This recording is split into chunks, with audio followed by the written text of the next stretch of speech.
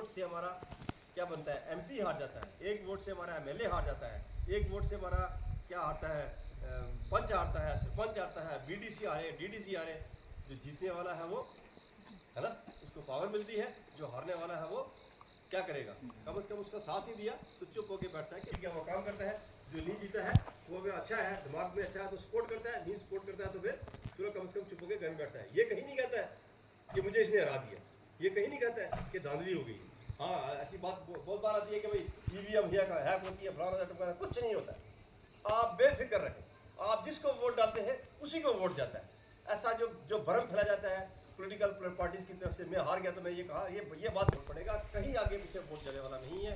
ये बिल्कुल गलत है कि फलां पार्टी को चला जाएगा तो फलां पार्टी को चला जाएगा, बिल्कुल गलत है, टोटली गलत है। तो फिर आप इस मसले से बाहर निकलिएगा और आप ये समझिएगा कि आपका वोट राइट डायरेक्शन में जा रहा है, आप जिसको चाहते हैं उसको जा रहा है। और अगर वोट आपका बाई दी वे पड़ता रहे तो फिर आपकी भलाई के लिए जो आपका चाहता कैंडिडेट है वो आएगा सामने, वो आपका काम भी करेगा, वो आपकी बात भी सुनेगा।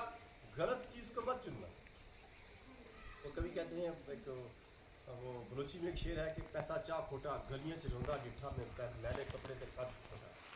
हमें उसको चुनना है जो हमारे बीच में रहे, हमारी बात को सुने, हमारी मुश्किलों को देखे, हमारी परेशानियों को समझे और वो हमारे साथ मुंसलिक रहे।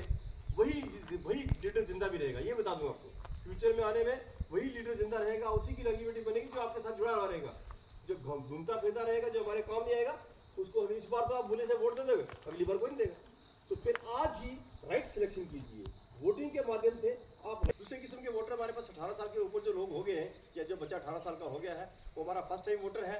और फर्स्ट टाइम वोटर जो है पहला जब वोट डालता है बड़ी खुशी होती है ना। हमने भी जब पहली बार वोट डाला था तो बड़ी खुशी हुई थी। तो फिर उस खुशी का, उस चीज़ का आप एक मज़ा लें, एंजॉय करें उसको। और एक इलेक्शन को उस दिन के लिए एक तरह के एक ईद की तरह, दिवाली की तरह उसको मनाएं, एक फेस्टिवल के तौर पर मनाएं। एक festival, you go to the polling station, you enjoy there, you sit there, you cast your vote, you have a pride and you come without with indelible ink जो आपके उस पर लगती है, वो आपके लिए प्राइड है, एक आपके लिए क्या है, जोश है। हिंदुस्तान के सिटीजन हो, आप भी ये काम करिएगा कि अपने घरों में उस दिन कोई ना कोई काम जरूर कीजिएगा ताकि आपके पेरेंट्स जो है।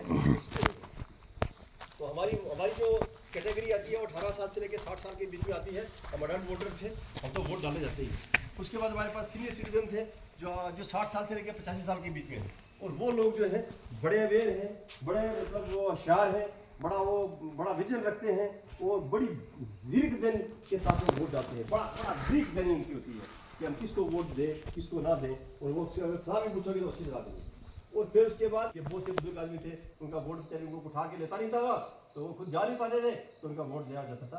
आज की डेट में गवर्नमेंट ने वो भी कर दी। एक और बात गवर्नमेंट ने बड़ी सीखी कि 40% से ऊपर जो विकलांग लोग हैं, जो फिजिकली चैलेंज है, फिजिकली हैंडीकैप्ड हैं, किसी की टांग काम नहीं करती, वो चल नहीं सकता वगैरह, कोई मजबूर है, किसी को डिस्क प्रॉब्लम है, नहीं चल सकता, अगर उसकी 40% का सर्टिफिकेट लगा हुआ है, उसका पोलिंग, उसका अपना नाम उसके वोटर लिस्ट में है, तो उसने अगर हैंडीकैप की वो साथ में कैटेगरी लगी हुई है तो उसके भी घर में आके पोलिंग पे आ जाए। अगर कोई लाइफ डिजीज के साथ कोई है ना, लाइफ डिजीज के साथ जैसे कैंसर हो गया, जैसे इस तरह की कोई बड़ी डिजीज के साथ वो ऐसा बंदा जूझ रहा है, वो भी अगर अपना सर्टिफिकेट प्रोड्यूस करता है, उसकी भी होम पोलिंग होगी।